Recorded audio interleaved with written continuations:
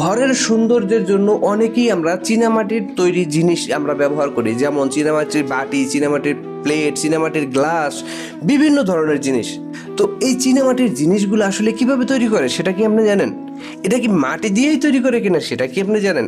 এটা মাটি দিয়ে তৈরি করলেও সে কিভাবে তৈরি করে সেটা কি আপনি জানেন? ভাই, এই ভিডিওটা দেখেন, আপনার সকল কনফিউশন দূর হয়ে যাবে।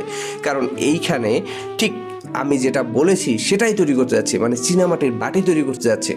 সত্যি জিনিসটা অসাধারণ লাগবে। আশা করি কিছু দেখে কিছু জানতে পারবেন, কিছু শিখতে পারবেন। অসাধারণ জিনিস। সম্পূর্ণ ভিডিওটা দেখুন, আর ভালো লাগলে ভিডিওতে একটা লাইক দিয়ে ভিডিওটা শেয়ার করে দিন।